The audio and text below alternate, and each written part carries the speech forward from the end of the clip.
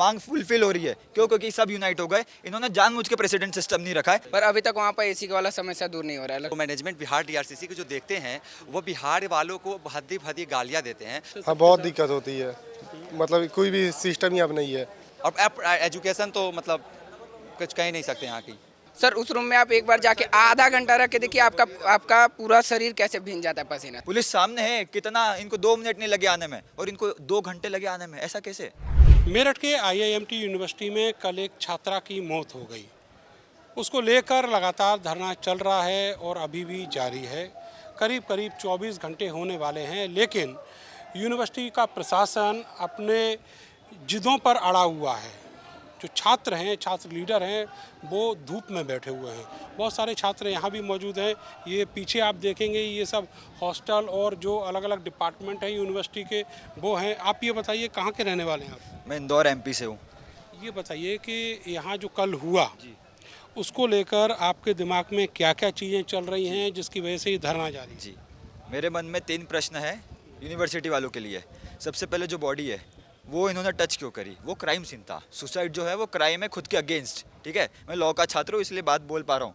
तो मैं ये बात बोल रहा हूँ कि उन्होंने बॉडी क्यों टच करी, ठीक है। ये पुलिस का काम था, ठीक है। ये एक तरीके से क्राइम है। सेकंड क्वेश्चन, ठीक है। पुलिस सामने है, पुलिस सामने है, कितना इनको 2 मिनट नहीं लगे आने में और इनको 2 घंटे लगे आने में, ऐसा कैसे?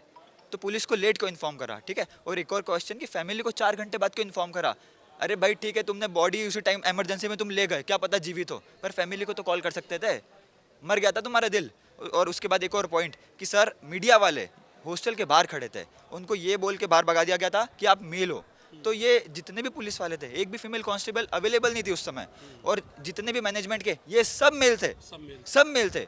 तो आप क्या तर्क रख रहे हो सर? वहाँ पे आप मीडिया वालों को बाहर रख रहे हो ये बोल के। तो या तो मीडिया उस समय बिकी थी, और मैं ये क्या नाम है मीडिया का, भारत समाचार, तो मैं इनको बहुत अच्छे से प्रेस करना चाहूँगा कि हमारी आवाज़ को बुलंद कर रहे हैं। वो मीडिया वालों ने ये सारी चीज़ें कवर नहीं करी, तो आपको बहुत बहुत धन्यवाद। भाई हॉस्टल की बात रख दो। बताइए आप कहाँ के रहने वाले हैं? सर हम तो बिहार से रहने वाले हैं। यहाँ क्या कर रहे हो? पढ़ाई sir BSc agriculture first year student हम लोग। यहाँ पर जिस तरीके से छात्रा की मौत हुई है, यहाँ पर जो आरोप लगे हैं वो ये हैं कि डिबार करने का डर दिखाया जाता है, अटेंडेंस कम होने की वजह से फिर उसके बाद में परीक्षा में भी नहीं बैठने दिया जाता। सर तो अभी तो हम फर्स्ट ईयर का स्टूडेंट हैं, उनके बारे में हम लोग उतना जानते नहीं है, पर हमारे साथ तो अभी ऐसा कुछ हुआ गया नहीं है सर। पर हमारा हॉस्टल का प्रॉब्लम है कि सर हम लोग 8 महीने हो गए यहाँ पर आए हुए हैं, और 12 रूम है सर ऊपर 3rd फ्लोर पर।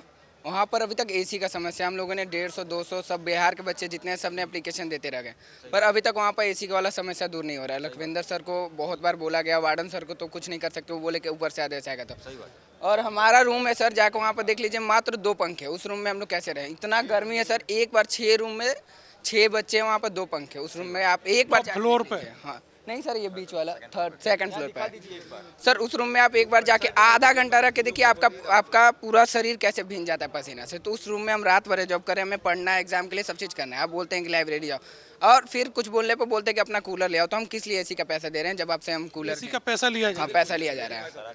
80 पंखा दिए गए 2-6 बच्चों के बीच। हाँ 2 सर बस। ये देखिए, ये जो है ये उगाही का नायाब तरीका है इस आईआईएमटी यूनिवर्सिटी का। आप बता रहे थे कि जो अटेंडेंस शॉर्ट होती है उसके बाद फिर किस तरीके से टॉर्चर शुरू होता है। मेरा पॉइंट सबसे पहले इस सिस्टम के लिए ये कहना पड़ता है कि जो ये 75% मैंडेटरी सिस्टम है, ये कहने के ख़त्म होना चाहिए। क्योंकि इसकी वजह से जो बच्चा पढ़ना चाहता है, भाई आप 75% आप बाउंड कर रहे हो बच्चों को, तो उसमें जो बेकार तत्व है वो भी क्लास में प्रेजेंट रहते हैं, वो क्लास में पढ़ाई नहीं होने देते हैं। आप मेरे साथ सब बच्चे, आप इनसे पूछ सकते हैं क्लास में पढ़ाई होती है हाँ या नहीं, इनसे पूछ लीजिए एक बार। नहीं होती, नहीं है, ये सबूत के साथ हम बात रखते हैं, ठीक है। तो ऐसा सिस्टम है वहाँ पे, है ना। और इसलिए 75% मैंडेटरी सिस्टम खत्म होना चाहिए। इससे जो बच्चा पढ़ना चाहता है, जो क्रिएटिव बच्चा है, वो भी कहीं ना कहीं खत्म हो जाता है। इसके बाद का जो सीन है जी, परीक्षा में नहीं बैठने दिया जाता, फाइन लगाया जाता है, हजारों रुपए का फाइन लगाया जाता है, ठीक है। उनसे पैसे वसूल किए जाते हैं कि आप इतने रुपए दो, उसके बाद आपको अलाउ कर दिया जाएगा। प्राइवेट इंस्टीट्यूट है सर, इसलिए तो कहीं ना कहीं ये सिस्टम खत्म होना चाहिए, और हम आपके माध्यम से हमारी आवाज़ बुलंद कर पा रहे हैं, उसके लिए बहुत बहुत धन्यवाद सर। ये बताइएगा कि जिन हालातों में छात्रा ने सुसाइड किया या फिर संदिग्ध परिस्थितियों में उसकी मौत हुई, आप क्या मानते हैं उसके लिए जिम्मेदार कौन है और उसके साथ क्या क्या कारण थे जो निकल के सामने आए? अभी तो जांच का विषय है, इसके लिए मैं पूरी तरह से आईएमटी यूनिवर्सिटी को जिम्मेदार ठहराऊंगा, क्योंकि बहुत सारे हमारे साथ भी ऐसी घटनाएं हुई कि पिछले बार जो सेशनल एग्जाम थे उसमें बोला गया कि आप फी नहीं दीजिएगा तो आपको एग्ज़ाम से डिवार्ड कर दिया जाएगा।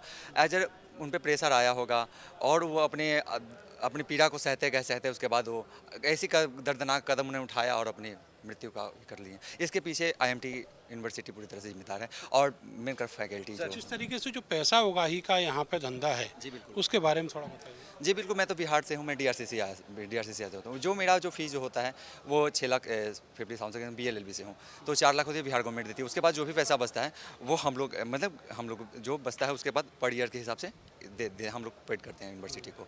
उसके दरमियान क्या होता है कि जो मैनेजमेंट बिहार डीआरसीसी के जो देखते हैं वो बिहार वालों को हद्दी गालियाँ देते हैं, बोलते हैं कि इनकी क्या औकात है। इनको आज मैं प्रोटेस्ट में जा रहा था, तो मैं यहाँ पे पर्टिकुलर किसी का नाम नहीं लूँगा उस पर्सन का, वो हमें क्या कहते हैं कि तुम्हें मैं खाना खिलाता हूँ और तुम जा रहे हो प्रोटेस्ट में। तो मैंने यहाँ पे जस्ट यहाँ पे मैंने बोला था 1 घंटे पहले कि मैं यहाँ पे 85,000 हॉस्टल की फीस जमा करता हूँ, उसके बाद आईएमटी यूनिवर्सिटी मेरी भोजन को हमें तक पहुँचाती है, नहीं कि आप हमें दे रहे हैं। फोकट में नहीं खिला, फोकट में नहीं खिला, मैं एहसान नहीं करूँ, मैंने उन्हें बोला, मैं यहाँ पे उनको नाम नहीं लेता। और डीआरसीसी के और हॉस्टल में कल गए थे, कुछ जो भी प्रोटेस्ट हो रहे थे उनके खिलाफ, मेरे बच्चे यहाँ पे थे, उनको जबरन हॉस्टल में जा रहे थे, उसके गुस्से अब आक्रोश लिए, उसमें भद्दी गालियाँ दी हैं। मैं उनका नाम नहीं लूँगा, जो डीआरसीसी का मैनेजमेंट देखते हैं। ये जो भी गालियाँ, जी बिल्कुल भद्दी गालियाँ दी, मैंने कानों से सुना। मैंने बाहर निकल के आया, मैंने सर से पूछा, तब तक बोले कि आप प्लीज़ चले जाओ, तो मैंने वापस चला गया। ये प्रेशर बनाते हैं स्टूडेंट पे, ये स्टूडेंट के ऊपर इस तरीके का प्रेशर। आप यूनिवर्सिटी के खिलाफ कुछ नहीं बोल सकते, जो आपको यूनिवर्सिटी आप पे जो कर रही हो आपको ले सही है। आप अपने हक को मतलब सर हमारे यहाँ पे प्रेसिडेंट सिस्टम नहीं है, ठीक है, तो इसलिए हम यूनाइट नहीं हो पाते हैं, ठीक है। ये पहली बार यहाँ के इतिहास में हुआ होगा यूनिवर्सिटी के आईएमटी के कि इतने बच्चे इकट्ठे होके कुछ मांग कर रहे हैं। और देखिए सर पहली बार में मांग फुलफिल हो रही है, क्यों? क्योंकि सब यूनाइट हो गए। इन्होंने जानबूझ के प्रेसिडेंट सिस्टम नहीं रखा है ताकि बच्चे यूनाइट ही नहीं हो पाए।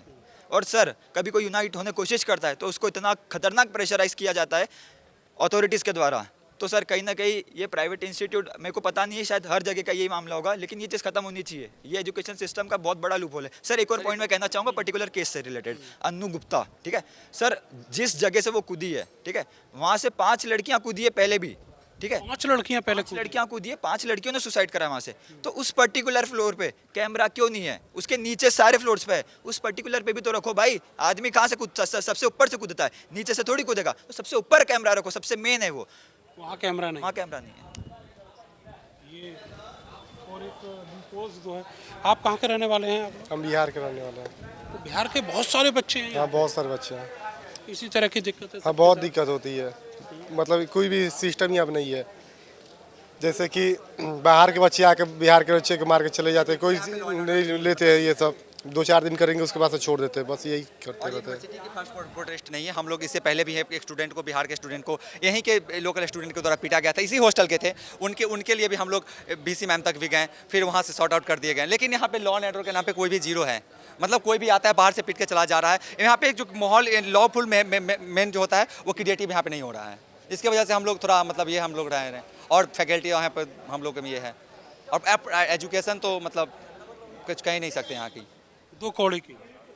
बिल्कुल अफसोस, हम लोग खुदकिस्मत है कि इस फैकल्टी के बारे में सोच के आए थे कि बढ़िया पश्चिमी उत्तर प्रदेश में बढ़िया निजी यूनिवर्सिटी है, तो वो कुछ यहाँ पे जी बिल्कुल, जो मैं आकांक्षा में भावनाओं से यहाँ पे आया उसके यहाँ पे पूर्ति नहीं हो पा रही है। शायद मुझे अफसोस है कि मैं इस यूनिवर्सिटी में एडमिशन लिया हूँ। मैं खुली आप लोगों के सामने करें, और आपको तहे दिल से शुक्रिया अदा करता हूँ कि आप मेरी आवाज़ को आप बुलंदी पर ले जा रहे हैं, और स्टूडेंट को आप जागरूक करेंगे। ये स्थिति है आईआईएमटी यूनिवर्सिटी में। जो फैकल्टी है, जो क्वालिटी एजुकेशन है, उसका ये हाल है कि फैकल्टी भी यहाँ कंप्लीट नहीं है, और जो पढ़ाई का स्तर है वो बेहद घटिया है। साथ में जिस तरीके से यहाँ पर देश से अलग अलग राज्यों से आए हुए छात्रों का उत्पीड़न हो रहा है, वो सब व्यथा आपने सुनी ही। कैमरा सहयोगी सानू के साथ मैं नरेंद्र, भारत समाचार, मेरठ।